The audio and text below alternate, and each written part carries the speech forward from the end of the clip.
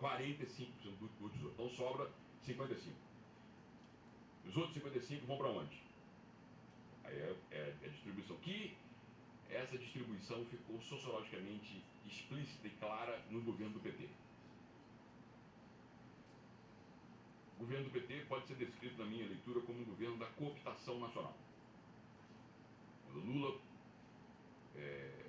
colocou, não como uma estratégia, um estratagema, uma tentativa de enganar o mercado, a plutocracia, não, porque foi ao longo dos seus 8 anos de mandato, colocou no Banco Central Henrique Meirelles, um banqueiro, com um objetivo explícito: providenciar os juros astronômicos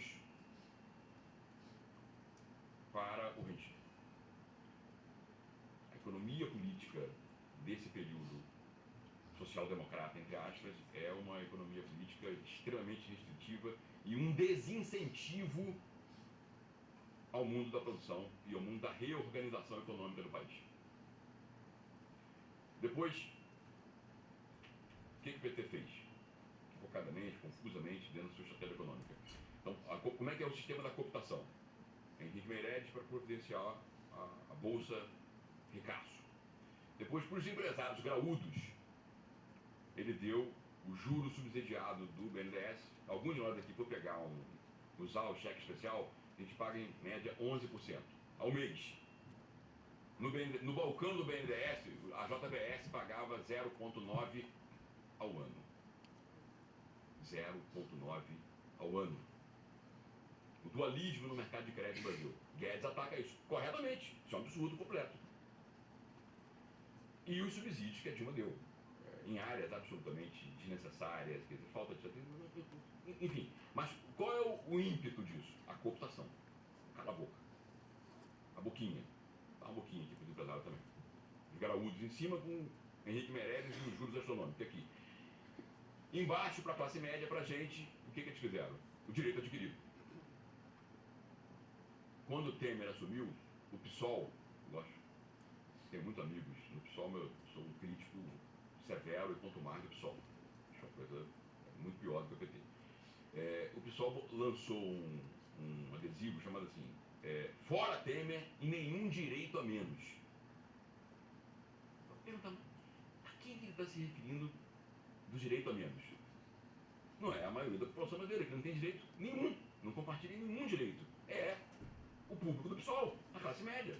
Claro, nenhum direito a menos para quem? Para mim, professor universitário, contra a reforma. Então, consegui entender, quer dizer, é a lógica da reificação da subcidadania por um partido que se diz representante do povo. Mas estou descrevendo o esquema de cooptação. Esse direito adquirido tem um custo em termos de tesouro, que é a aposentadoria especial do serviço público, que se justifica do ponto de vista do princípio, mas do ponto de vista da sua operação é um absurdo, sob vários aspectos, e do ponto de vista do segundo aspecto da torneira, muito nocivo, que é o corporativismo.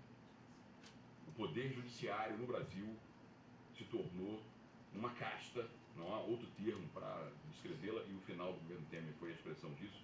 Eles conseguiram um aumento diante de uma crise absurda de 16%. E o país perplexo olhando aquilo, entendeu? O povo olhando aquilo.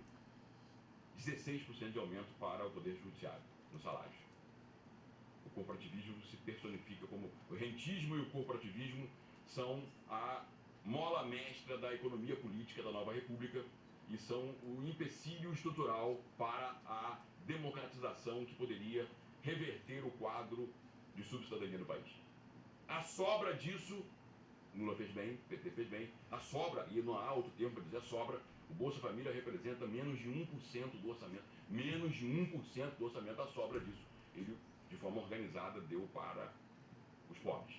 Sorriu, tirou milhares de pessoas, e é uma grande obra, é a grande obra do PT, eu chamo de pobrismo.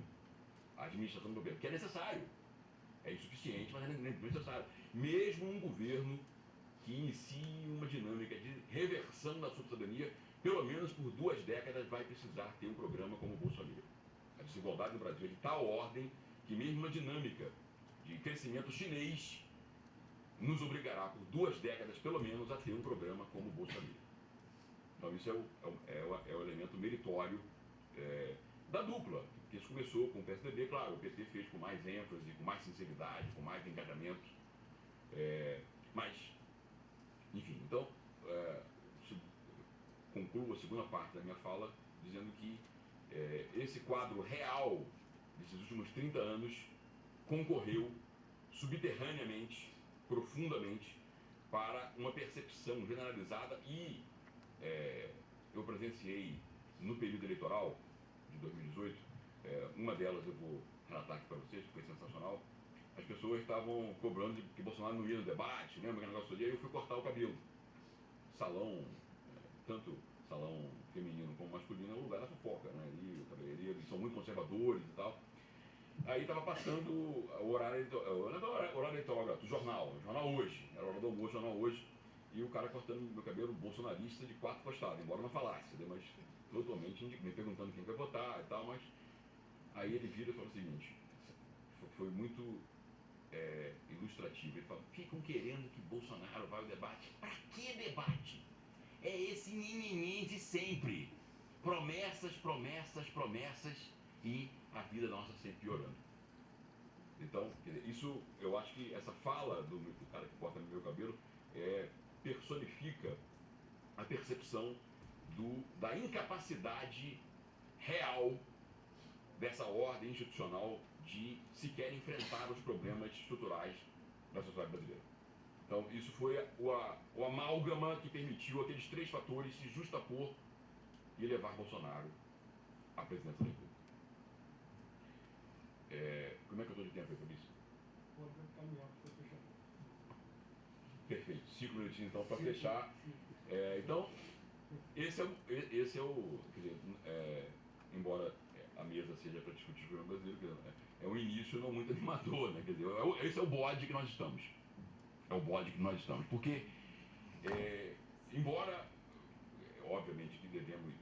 Eu não gosto dessa linguagem, né? Quer dizer, eu acho que é uma dialética pobre, a resistência, não sei o que, claro, tem que resistir. Resistir é loucura, inclusive, senão vai destruir o país.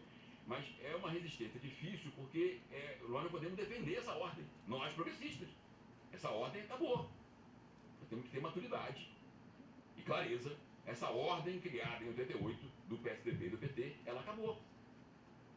Não dá para voltar para isso, entendeu? Isso não é bom, essa ordem não é boa.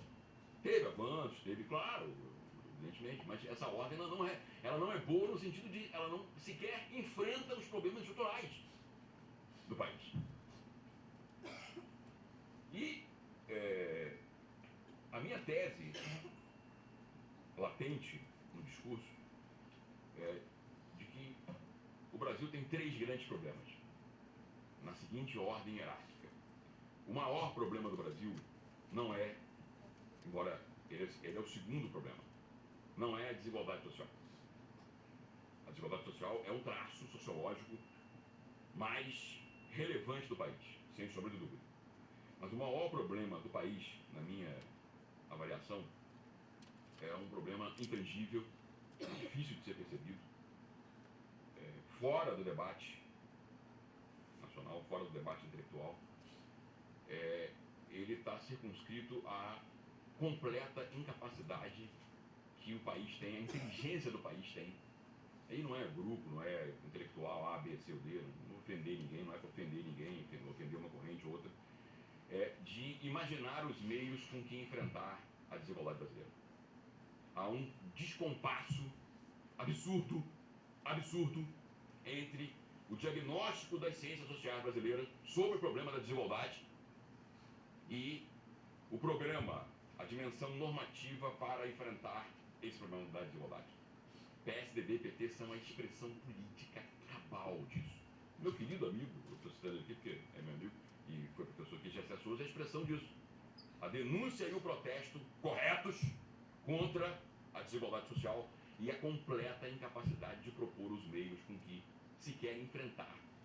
De fato, porque o PT não enfrentou, o PSDB não enfrentou a desigualdade social. Então, as ciências sociais era parte do problema no Brasil. E por conta, isso é o problema principal, do colonialismo mental. Ela é formada por um colonialismo mental, que, em rápida apreciação, quer dizer, é essa identificação com a Suíça, como se nós fôssemos suecos, suíços, dinamarquês, alemães. Nós não somos isso. Esses países não têm o problema que nós temos. Que é uma coisa, a gente naturaliza realmente a desigualdade brasileira.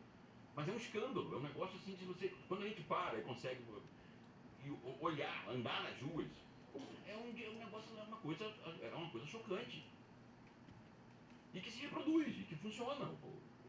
A despeito de tudo isso, o país é a maior potência industrial do Hemisfério Sul, é uma cultura, no sentido forte da ideia, vibrante, tem um espírito empreendedor no país, uma vitalidade impressionante. Quer dizer, o Brasil é amável por vários aspectos, a despeito desse câncer que é a desigualdade brasileira.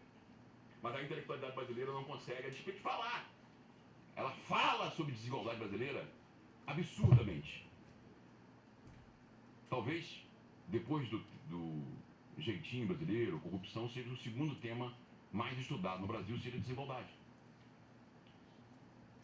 E o mistério é a completa incapacidade que esses estudos, essas reflexões, essas pesquisas têm de apontar os meios com que enfrentar a desigualdade, que se reproduz, e nesses últimos 30 anos, eu falo nesses últimos 30 anos, que é considerado o Pacto Social-Democrata, a Constituição de 88. Agora todo mundo veio defensor, até o PT, que não a assinou, ele assinou, mas ele votou contra, o PT é tão confuso que ele votou contra a Constituição, mas assinou no final a Constituição.